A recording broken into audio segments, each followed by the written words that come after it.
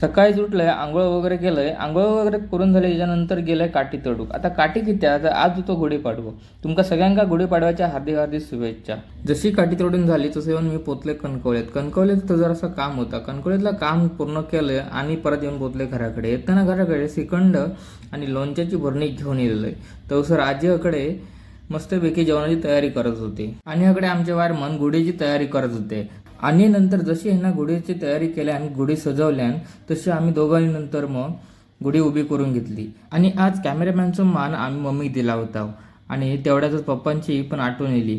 कारण गुढीचं सगळं काम करत असताना पप्पा पण मदत लय करायचे. जशी गुढी उभी झाली तसं ह्याकडे एक गुढी पूजून घेतल्या आणि गुढी एक नैवेद्य दाखवल्या. ही रांगोळी ती ह्यानाच काढल्या नसा. गुढी एक नैवेद्य दाखवून झालो आणि नंतर मग आम्ही जेवक बसलाव.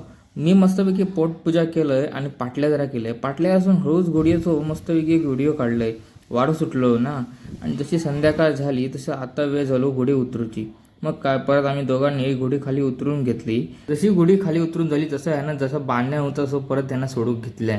आणि सोडून झाल्यानंतर रांगोळी पण ह्यानंच काढल्या, मस्त काढल्या. पण नंतर फुसा पण ह्याकात लागली. सगळा झाला नाही. संध्याकाळी इले मामा. तर आम्ही येऊन पोचलो अवघडे काजीत कित्या तर काजी काढूसाठी. आता हे बघा काजींका कशाचे कीड लागले. मामांका विचारले तर मामा म्हणतो आमच्याकडे पण ताज झाला. मग काय जसे गावले तेवढे चांगले काजी घेतलंय आणि पिशेत भरलंय. पिशवी उचलले आणि मामाने टाकलेले काजी गोळा करून गेलं. मी काजी गोळा करत असताना हळू झकडे भाईन कधी व्हिडिओ केल्याने हे माका समजलो पण नाही.